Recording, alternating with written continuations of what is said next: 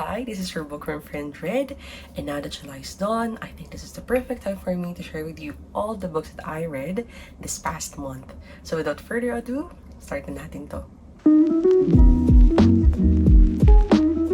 The first book that I want to share with you guys is this book, The Last Thing He Told Me by Laura Dave. This is a book that is very popular way back in the pandemic era, and I think, if I'm not mistaken, this is made into a series.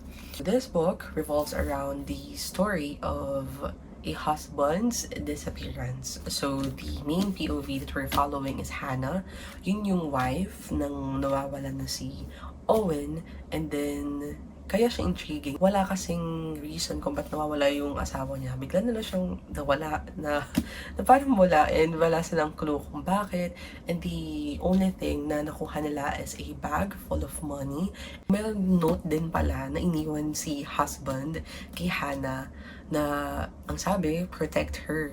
And since may dalang anak si Owen, who is Bailey, ayun, nagkatulong si Bailey and si Hannah to look for Owen. Yun yung story ng book na to, na paano nila nahanap si Owen, kung paano nila na discover yung reason kung bakit nga ba biglang naglaho si Owen. My rating for this book is 3.5 stars because maganda naman yung plot. I mean, interesting enough to keep you going, but it is not very remarkable, to be honest. There are some moments na parang ayoko na siyang ituloy, pero dahil nga gusto ko malaman kung ano yung reason and ano nga ba yung kwento sa pagkawala ni Owen, syempre nag-push through ako. And masasabi ko na yung ending naman is worth it naman, kasi it's not your traditional ending, the conventional way to end this kind of story. So, ayun, 3.5 stars kasi okay naman yung concept, maayos, pero I don't think that yung writing ng author is something that gusto ko. So if you're a fan of fantasy retelling, I am sure that you know about this book. So this is the Juniper and Thorn by Ava Reid. At first glance, siguro naisip nyo, fantasy. So, tapos ang nakalagay pa sa blurb is about siya sa three sisters na mga witches. Sila na yung last na witches dun sa era nila. And they have a very powerful father na wizard. So parang, you know, ang dreamy, but you are very wrong. hindi ko ma-explain kung gaano ako na traumatized dito sa book na to. Kasi sinasabi naman ng ibang mga booktubers na i-search yung trigger warnings.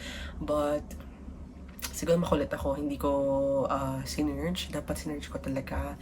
Kasi meron ditong sensitive topics like SA, and I'm not really ready na basahin yun. And the way kasi magsulat si Ava Reid,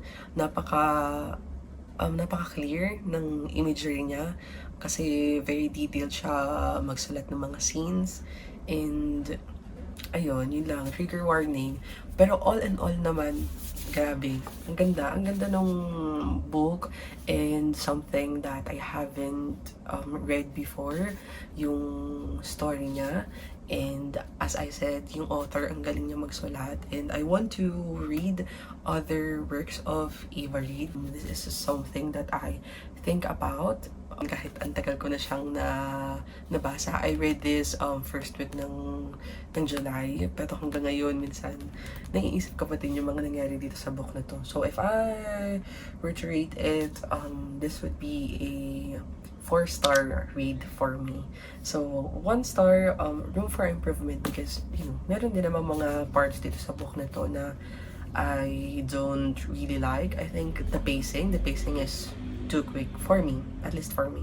The next book is The Vanishing Half by Brit Bennett. Again, another popular reads in BookTok and BookTube. Pero ngayon ko na siya nabasa. Kahit sobrang tagal niya na na-release at sobrang tagal na siyang hinahype ng mga favorite YouTubers ko. Ngayon ko lang siya nabasa. Napaka-polarizing ng mga opinion about this book. Sinasabi ng iba, this is the best book that I've ever read. And then yung iba naman sinasabi na ang boring daw, 1 star, ganyan. So there's there's only one way to find out, and that is by reading the book myself. Binasa ko na siya this July, and to be honest, I like this book. And dito ko din na-realize na mahilig pala ako sa mga almost character study. Parang nakafocus lang siya sa characters instead of a complicated plot. So, this book follows twin sisters, Stella and Desiree.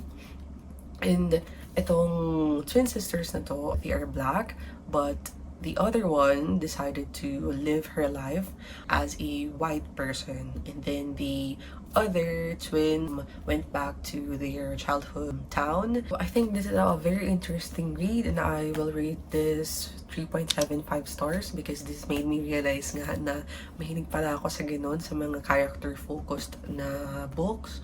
And magaling din yung author. Ang galing niyang mapa-visualize sa'yo na, ay, ito na yung nangyari kay Desiree, ito na nangyari yung kay Stella, na kahit they have the same face, they have the same hometown, they have the same parents, obviously. Pero dahil nagkahiwalay sila ng yung adults, ibang-iba na sila ngayon. So, kapag binabasa mo si Desiree, pag binabasa mo si Stella in the current timeline, grabe. Hindi mo akalain na sila yung magkasama nung young adults sila, kasi they have a very, very significant change when it comes to, alam mo yun, belief sa buhay, kahit yung demeanor nila, kung paano sila makitungo sa ibang characters, kuha ni author. Alam na alam niya kung paano yun sasabihin sa ating mga readers.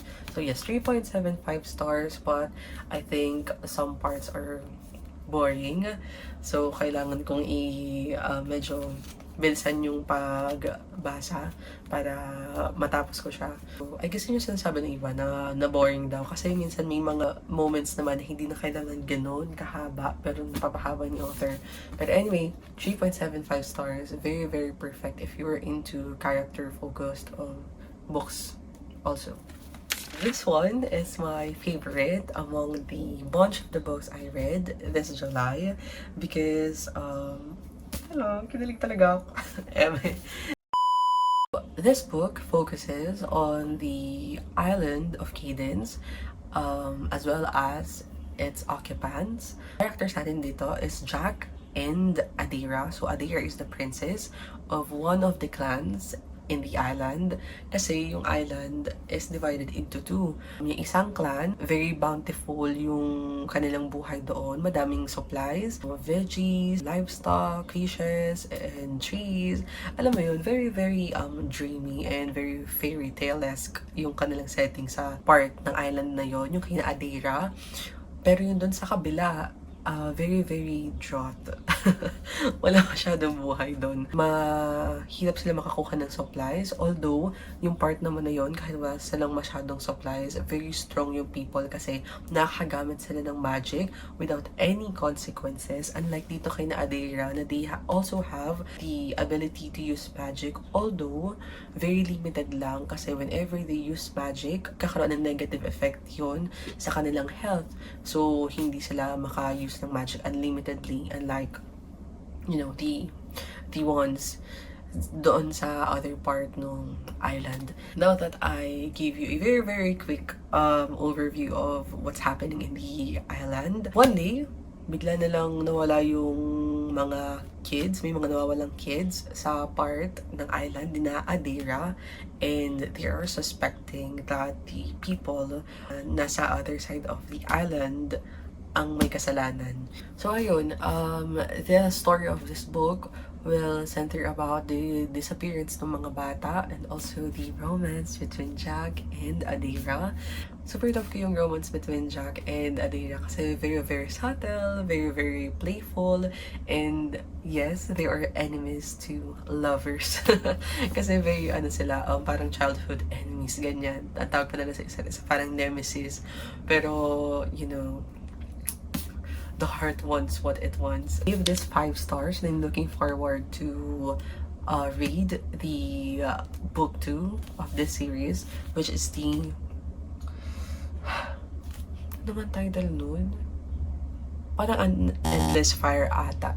Ayun, an endless fire. If you want to start a very quick series, do read this book because I guarantee you, this is very worth it. This is another book that's very, very close to my heart. Kasi I love the character, si Boda. That's not her real name. Basta, ang pangalan niya is Angra Boda, tama ba yun? Basta, hindi ko alam kasi paano i-pronounce. Basta, tawagin na lang natin siyang Boda.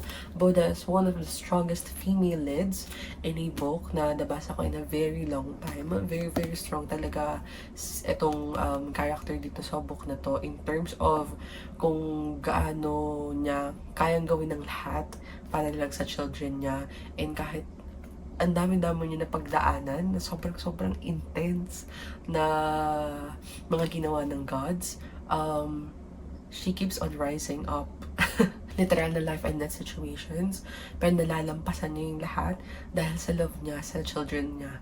Ayun nga lang, 4 stars. So yung 1 star na dinedak ko is about how the author sometimes use a more modern like wording. Yung vocabulary niya masyadong modern to be realistic sa isang Norse mythology retelling. So ayun lang, minsan jarring lang siyang ang basahin. Makakakita ka na, bakit may ganitong words dito? Akala ko Norse mythology to. Hindi ba dapat medyo mas malalim or hindi yun yung word na gamitin doon? Pero regardless of that, yung sa vocabulary, na-enjoy ko pa rin naman yung book. Sobrang na-enjoy ko talaga, at sinasabi ko nga sa inyo, hindi siya mawala sa isip ko. It's that good. So if you're looking for a strong protagonist, female protagonist, and a book about mother's love, this is the perfect book for you. And then last but not the least, we have a classic, The Great Gatsby by F. Scott Fitzgerald. This is one of the books that I'm afraid to start kasi paano pag hindi ko siya nagustuhan? Ito naman, katulad ng The Picture of Dorian Gray. For me, 4 stars yan. Very nagustuhan ko. So, I think yun yung naging reason, naging excuse ko na start mo na yung The Great Gatsby. Kasi what if kasing ganda naman siya ng The Picture of Dorian Gray. So, for me, I'm correct. For me, magkasing ganda naman sila. Kasi, The Great Gatsby, akala mo nun, dahil kasi sobrang tagal niya na-publish eh.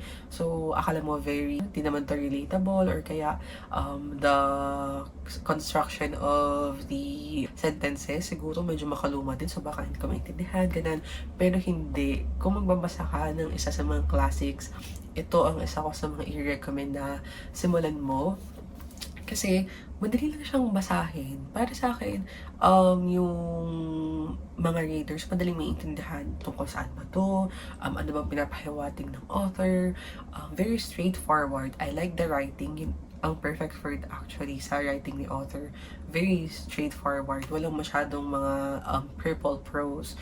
Pero, mahuhook ka pa din kasi you will be intrigued by the characters in this book.